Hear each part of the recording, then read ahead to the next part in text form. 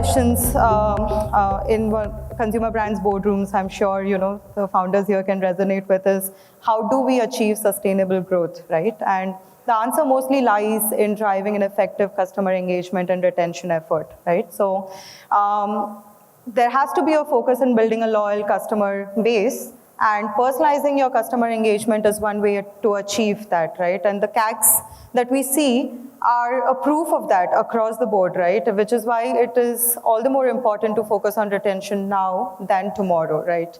It is never good to delay this, right? So to discuss this relationship between, successful engagement strategy and customer retention, we have leaders from leading India's brands across industries. We have, EdTech, government test prep platform, and audio streaming platform with us today. So I want to take a moment to introduce, Dhaval first. First of all, congratulations in having gathered a partner in the form of MoEngage. We know they're known for their varied set of investments across portfolios. So I want to know, Dhaval, that, how do you plan on leveraging this partnership in the form of either collaborating with a job portal platform or just upskilling the next set of coding heroes of the country? Sure. Yeah, thank you for that question. So I think the simple answer is that we'll continue to drive outcomes, learning outcomes for our students. I think one thing which we are very clear at, we know what we are good at, and we are good educators. That will continue to be our sole focus going forward as well. What we have seen over the years is that the strongest, in a supply deficit market like technology hiring, the strongest correlation to getting a job is essentially high skills and not just pure access to jobs, which means that we'll continue to drive whatever we are doing today in terms of educating our students. Not saying that we will not want to leverage whatever partnership opportunities we have with MoEngage as a group. They are a monopolistic player in the job market. But whatever we do with them will be more focused towards brand building or access to students. But we don't think we'll be doing anything in terms of developing anything on the recruiter side. Got it. That's not what our genetics is. We'll continue to be educators. It's always good to focus on what you started up with, right? So thanks for that. Let's move on to a bit younger sector. Khabri, Ankit, is one of India's fastest growing vernacular audio streaming platform targeted at, driving the next billion internet user engagement, right? So what has the response been like from your consumers, and how has the journey been so far? Right, so am I audible? Yeah. Yeah. So for us, the journey is pretty roller coaster like, and we started with audio news platform when most of the audio platforms were in entertainment and music sector. Then we realized that there is a lot more beyond music which audio needs to provide, and then we started with audio news, which people liked, and they were listening to Khabri on a daily basis to consume news. The engagement we needed to increase so that we can add more users and improve on the retention part. Then we added multiple categories. We started like 12 categories then, and wanted to focus on Hindi because vernacular was picking up really well and people were accepting Hindi content consumptions very actively. So then after looking at data, like the consumption pattern of a user, like how frequently they come on and what they consume, among the categories, we realized that only the top 4 categories like government jobs, news, knowledge and motivation works really well for us. Just to iterate why these things were working was like news they wanted to focus on. Mostly these users are from tier 2, tier 3 markets where they have limited time. For example, housewives who wants to consume the content while they are doing household chores, and those use cases were working really well for us. And sometimes they get demotivated while preparing for government job exams, and then motivation content was working really well for them. So these are the stories which was working really well, and data was clearly telling them. And so that's why we chose to stick with just these 4 categories. And then we saw a good retention, like almost 60 to 70% increase in retention on our user base. Plus we become very focused on from which channel we should onboard these users and all. So these were our learnings. And then of course, like next part was to crack the revenue bit. We introduced audio courses for the first time, and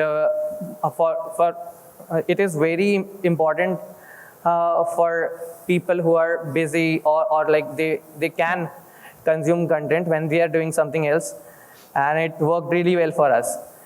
They do it on a regular basis. They paid it even without having any discounts tag on the product itself. So these are working for us, and then now it's just scaling of the revenue, which we are working on how to plan it and all. So problem well identified, Ankit. Yes. So let's move on to edtech industry. Firstly, many congratulations on the recent fundraise, Anil. How do you plan to leverage? What are your plans for your brand? What do you want to accomplish with the recent fundraise for your brand right now with this funding? And how do you sort of plan to enhance your product and tech offerings in the coming months utilizing this funding? Would love to hear about that. Sure. So we are a tech company, and we cater to students in tier 2, tier 3 and beyond. So mostly people come from villages, towns, and all smaller places. We had a very clear vision that in bigger cities, when it comes to education, a lot of facilities are there. Adda is made for people who come from smaller places who are actually deprived. But the problem, so there are good and bad things about it. Good is that it's huge audience. So in cities, maybe less than 5% of the population lives. Mostly people stay in smaller places. But the bad part is that paying capacity is very limited. You can say it's negative. Yeah. So when we look at it as a business, we cater to huge volume, so we cater to masses. Generally, traffic is very high on our platforms, including app. And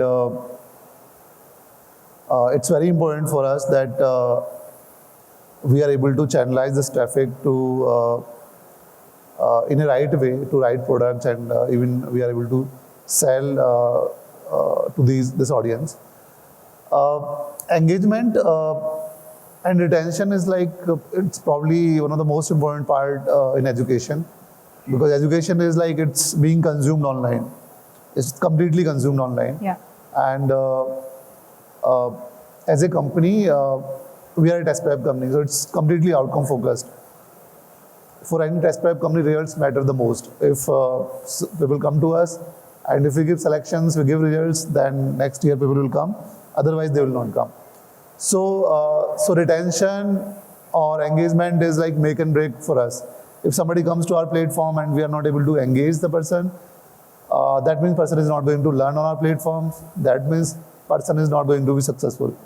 So yes, so tools like MoEngage, they play a very critical role for us.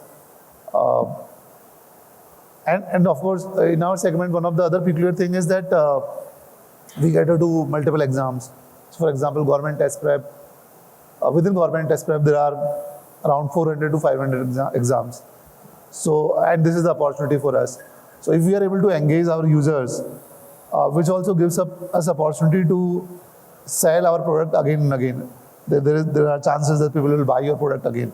So they gave one exam, but somehow they could not get selected, so they will move on to the next exam. So in our case, almost 50% transactions are done by repeat users. So that's one of the sign of success in terms of engagement on our platform. Let's zoom in a bit on that keyword retention itself, right? So what does it mean for each one of you? How do you define it for your brand or your industry? What is your current approach towards it, right? These are some of the commonly unanswered, ever-evolving questions, and I'm sure in the room also today, right? So let's start with you, Dhaval. For a platform like CodingNinjas, where users only come up once, sign up once, how do you define retention for them? Sure. So, as you said correctly, we consider ourselves not a repeat business per se. When I say repeat, means that the students who come and take up courses with CodingNinjas, it's a purpose-driven, outcome-driven activity for which they have come. Once that purpose has been solved, they have been upskilled to a level where they can find a job. We are not needed anymore. Yeah. So the moment this happens, suddenly the form in which retention we generally know changes, at least in our context. We actually don't even use the word retention anymore. We call it re-engagement in our case.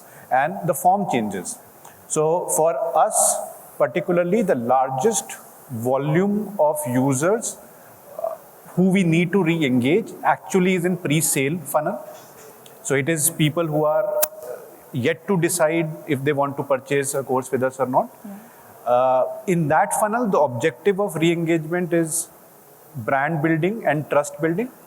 And it is less about ensuring they're coming back again and again. It is more about they're getting the content about us in the right way. In the post-sale, where I think mostly the retention, generally what we call as retention is used in most of the companies. Here for us, retention means continuing to drive the user to consume our content and reach that desired outcome that student wants. So think of our product like a product which gets consumed over time, and there's a deadline outcome to it. The entire retention model is about getting the student to continue to learn, and when the course is completed, that is where we can say the consumption has happened. So the retention is to drive consumption of our content in the post-sale side of the business, right? Apart from that, whatever we do outside our main platform, which is to drive content marketing, which is our sustainable growth initiatives, there the engagement metrics are different, and there we are talking of the standard retention terminologies where we are tracking daily active users, weekly active users who are coming in and engaging with us for something which is not truly related to what we sell, but at least it helps us create a brand and loyalty towards our courses later. Got it. And Anil, for Atta 24/7, right, it's pretty much the same industry, but a sub-segment of it, right? Like it's a government test platform. So what is your definition of retention? How do you approach it? So on our platform, people come with a certain objective. They have an exam, let's say 3 months or 4 months down the line. That's a specific window. Yeah. And in our case, these guys buy course on their own. For example, in school category, school at tech category, generally parents buy the course. So these students have to study. But in our case, they buy on their own. So it's a well thought out decision. And now they are thinking that, okay, I have exam 3 months down the line and I want to prepare well and I want to succeed in that exam. So for us, engagement means that how we make this, the whole study part, whole education part interesting, engaging, how somebody who is on our platform is going to enjoy the study so that they like it and they daily they want to come on the app and they want to consume the content. Because otherwise, education can be boring also. It's maths, English, reasoning, some people like, some don't like. Yeah. So for us, it's like how we make it interesting. And we feel that there are 3 major pillars of it. One is, of course, the content. What kind of content we are giving, different formats, for example, video content, short video format, or text content, quiz content. One, of course, is content, which plays a big role. Second is personalization, that how we are able to give the right content to right person. And third is gamification, that how you bring in the element of achievement while somebody is studying on the platform. Somebody came on the platform, he watched the video, you gave a quiz, person gave the quiz and he scored, let's say, 9 out of 10. It's joy, it's the feeling of achievement. Yeah. Exam is still there, it will come 3 months down the line. But so these are the things for us which matter the most. Got it. In the context of vernacular digital audio platform, Ankit, also in the context of you do various offerings, right? Informational, educational, entertainment, audio content, right? So what does retention mean for you when you want to drive engagement across these types, and how do you approach it? Right. So for us, retention means like how frequently user is coming to the platform, and how much time they are spending on the platform on actual listening part, right? Beyond exploration. And then we need to just double down on that. And to follow that, we focused on 360-degree view of a user, starting from acquisition and then onboarding journey, what they are selecting. We tried to profile them like based on their selection. So for example, they selected news, then we understood that this person is more interested towards news. So that's how we identified the user intent at an initial level, and we used personalization on the very first day, like so that we don't lose out on user interest on the day one. And then we capture day one retention metrics to see how many users are coming, like and accepted Khabri as one of the experience they want to have. Then again, to re-engage them, we constantly tracking the events, like what they are doing on the platform, which content they're consuming, the tags associated with those content, and then their preference. Individuals' preference change.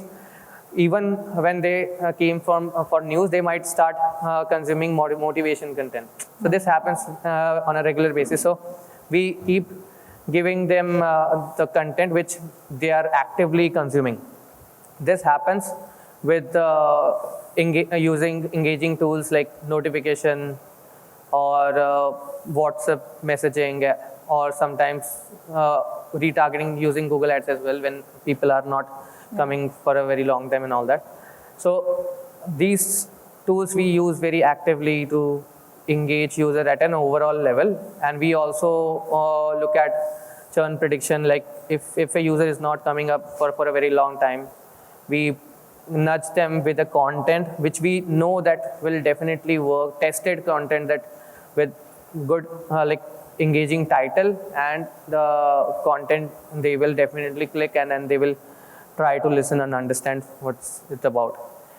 So we follow this pattern, and a few structure has been created. Like breaking news works really well for us. People wants to consume, like something happened, so in just 10 minutes you deliver, and then they want to come back. Yeah. And the best of the day. So these things work really well for us. And for engaging users, like Anil also mentioned, that engaging these users are very important because you're in a content market, and everyone is innovating on a daily basis, right? So apart from the content, we created some experiences like audio quiz you can do just after listening to the audio content, and there are quiz can happen, and you can select the options, and that is how you are engaging with the platform at a different level. When you are feeling good, this gives good feeling as well to the user. They enjoy it, and then we see like excited audiences as well, like who use our platform. So good feedbacks we got after following this, and then for doing that, it's a regular job. Like every day you need to sit on a analytics dashboard, and then you need to see what has to be done today or tomorrow.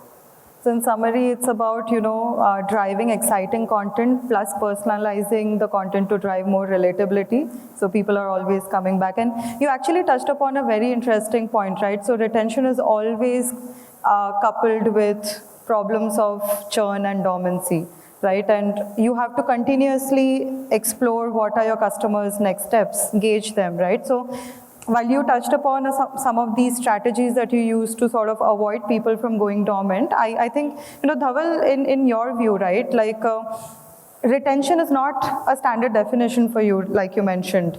But what are some of the warning signs that you would constantly track to ensure that people are not going dormant or churning? Sure. So I think in our case, because it's education, it's pretty straightforward. We know who's studying, who's not. Yeah. Typically, when we have to look at the health of our business from a user perspective, we look at it from NPS, completion rates, and weekly active usage. These are the three metrics we look at. Among these three metrics, slicing and dicing gives us a very clear idea of which users are in a zone where they might stop interacting with our classroom and stop studying further. So that update we get on a daily basis. However, to rectify that, we have a lot of human intervention till yet. Like I think in the first speaker, they were mentioning that we should not shy away from operation heavy activities. I think here also we truly feel that sending probably a notification may not be as helpful as someone giving a call. Yeah. So we have a massive engagement manager team. They get to see every day which user is going to get dropout through our algorithm. They give them a call and understand what is happening, and then they try to rectify that. So our retention or our churn is essentially a student not feeling motivated enough or not feeling engaged enough, like how Anil sir said, or the learning is boring. So then we do a human intervention to understand what we can do better and try to solve that issue. So people are the most important cog of the wheel, for sure. You should always invest in good retention, marketing, and product folks, for sure. Especially for an experiential businesses like us. We are not transactional businesses. A student has so many touch points with us over 9 months that we can't let go of that human touch, what is required here. Absolutely. Anil, for you, like any actionable strategies to avoid churn, any real use cases that you can share to back this up? So in our case, we also observe our users very closely, what they are doing and where they're dropping. Based on that, in our system, we have created multiple journeys. So our customer acquisition is mostly organic. When people land in our app, and this is mostly, our engagement is mostly driven through our app because there are a lot of things, a lot of content which probably makes sense in app only. So as soon as the person or the user lands on our app, there is a journey, and so there are multiple journeys. So in some cases like 1 week, 15 days, 30 days, 2 months, and we track based on their activities, what they are doing, where they are going. We map them to a certain journey, and specifically when there is an install, when somebody leaves our platform, it's a very important thing for us to know what happened on which part the person kind of felt leaving the platform. So I think that it's a mix of your analytics and your connect with the personal connect, as just now I mentioned that in most of the cases we also talk to users and we try to understand that through our analytics this is what we could see and we could understand, but there may be few things which we are not able to capture through our analytics. So a lot of time we also give a call. Especially, this is also important in our case because we have a lot of repeat users. 50% transactions are done by repeat users. So we watch it very closely and manage it through journeys. That's a great number. And you spoke about gamifying the experience of some of these, aspirants of government test preps. Probably the last question for the room. I know I'm holding the room from going on a lunch break, so this will be the last, I'm sure, I promise. So in terms of gamifying their experience, what is that winner best practice or campaign that you ran that is still driving sustainable growth for you? So in our app, so we give coins to our users based on their activities and their achievements. So for example, whatever they are doing, they are giving quiz, they scored well, so we give them certain coins. They watched a video, they completed the video, gave them certain things. One student is helping others. Some student came with certain doubt and he asked doubt. and somebody is helping in terms of solving the doubt. We give them coins, and these guys, when they accumulate these coins, they can again further buy more courses in our ecosystem. So this works really well for us because in most of the cases people buy second course or third course also. So they accumulate these coins through various activities, and in a way they are helping themselves also. The more they engage, then the more they learn, the more they earn coin, and again they are able to buy more courses on the platform. So this is how we... Got it. Dhaval, you are building the next community of coding enthusiasts. You have to really think out of the box to tell us that, what is that one growth plan that is still driving sustainable growth for you? Sure. So of course we do all that in the post-sale part, the gamification, all that, and I'm sure we do a decent job there. But for us, the sustainable growth, the big bet we have taken probably a year and a half back is content, and we are deploying a lot of resources on creating a platform for content. It's called Code Studio. It's a pun on Coke Studio. Yeah. Currently, it's where we are generating massive amount of content on interview experiences. Who gave what interview at which company, what was asked, how to solve that. And it's a massive database we are generating every day. Now it's an ancillary to what we do, which is teach. Yeah. But it is still the same audience. And that audience gets engaged organically through our Code Studio channel, which brings in a massive amount of organic traffic to our website through Google. This platform alone is pitted to overtake our CodingNinjas main website traffic in next quarter. And that's growing really well. So for us, sustainable growth essentially means if we don't have to pay money to get people to notice us, is what is our sustainable growth. And that platform seems to be our biggest bet. Huge investment going into developing that content. It's a cost center, no revenue center. Yeah. But we feel that in the long run, content is going to be the way for us to grow sustainably. Personalized content. Huh? Personalized content. Personalized content? Yeah. Yes. Thank you as much as we can. Thank you for that, Dhaval. Ankit, I know you spoke a lot about your engagement strategies, so I have a different question for you. And you're the only ones venturing into providing qualified audio education to Indian students, right? So what is that one opportunity and one challenge that you foresee with this?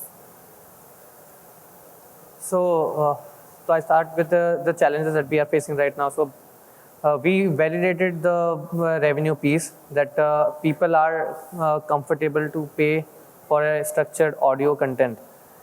And the only challenge is the awareness and the scalability of those revenue, because if people don't know that this kind of experience exists, then it will be difficult for us also to scale, right? Yeah. So this is the next challenge that we are going to solve. And along with that, the opportunity is, since we cracked it at a deeper level, identifying the right use case, which is working really well for us.